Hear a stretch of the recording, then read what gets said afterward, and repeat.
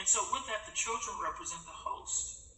And so those being affected by the disease, those carrying the disease, those that are able to spread the disease, whether it's human or animal, right, represents the host.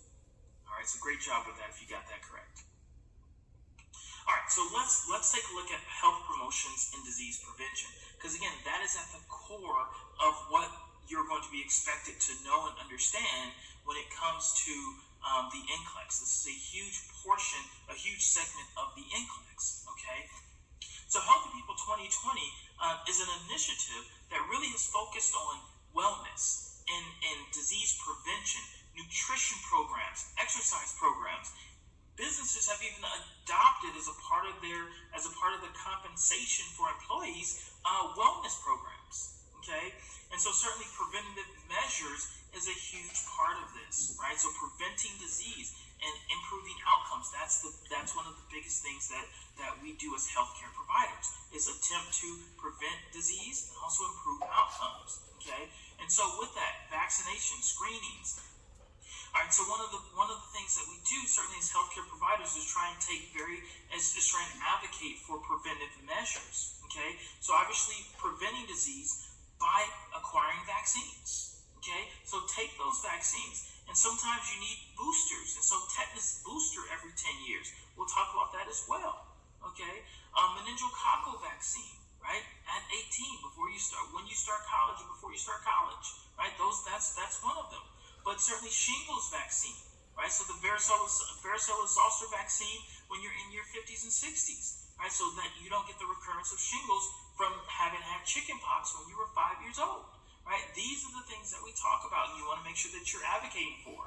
And so certainly particular screenings, so colonoscopies, mammograms, right? Pap smears, and all right. So these are just some of these screenings that you want to make sure that you're advocating for, okay? So we now have Gardasil, which is a vaccine to prevent HPV, because HPV serotypes 16 and 18 and other ones are highly associated with cervical cancer. About 90-95% of cases of cervical cancer can be directly related to HPV.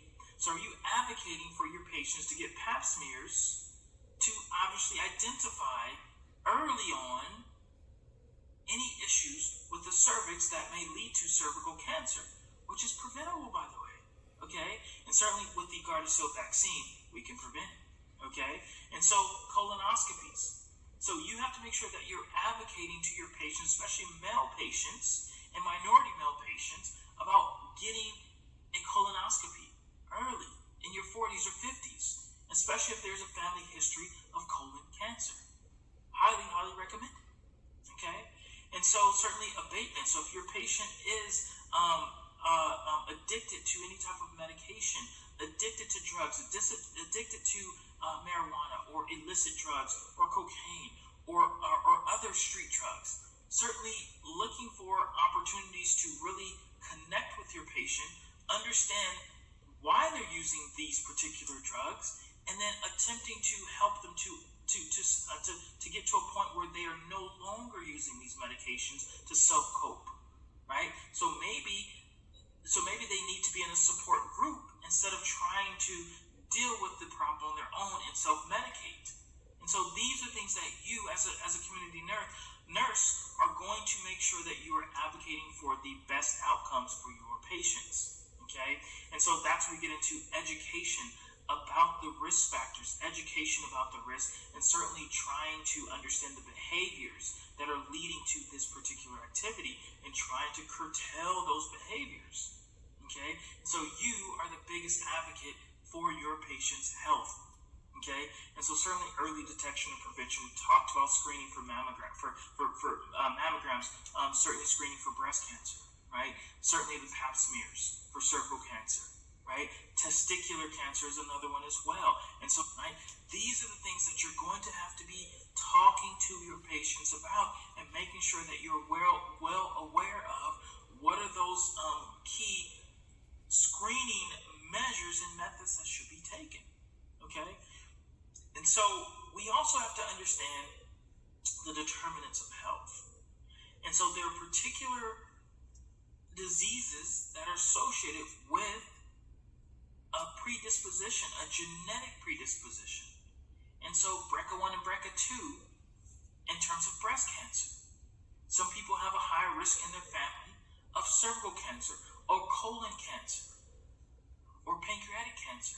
And so these are things that we have to make sure that we are assessing with our patients and understanding what is that family history and how can we address it and what preventive measures can we take. So if individuals have the BRCA1 and BRCA2 mutation within the family, then maybe having a prophylactic mastectomy may be something that they want to consider.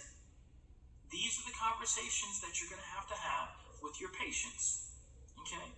But also their behavioral choices that people make that can impact their quality of life and their health.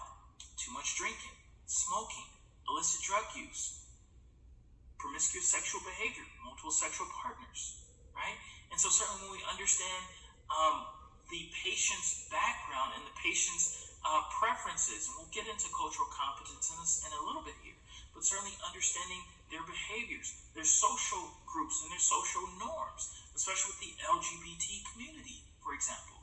Certainly understanding the environmental effects that can impact your patient's health as well is very, very important, okay? And so certainly part of your assessment, and we'll talk about wellness assessments later in other videos, but certainly understanding all of those different components that affect your patient's health.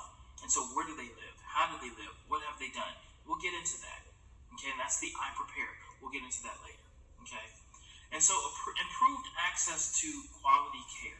So you have to make sure that you are providing as much quality care as possible, but advocating for your patient to take control and take ownership of their health and making sure that they know that you're here for them. But not just you, the entire healthcare community is there to help them.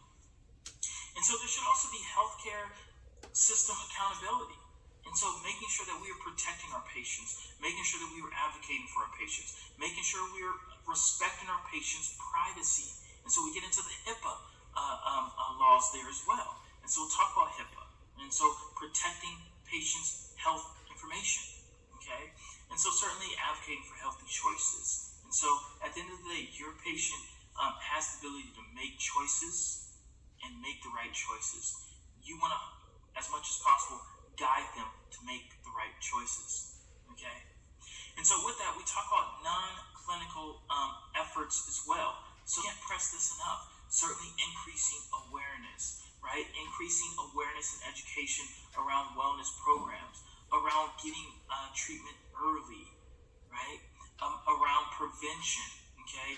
And so like I said, certainly lots of workplace wellness programs. And so a lot of businesses have actually hired nurses to come in and do blood pressure screenings, do diabetes screenings, and just check on their employees. All right, so with that, let's get into another topic. And so this topic is around being culturally competent.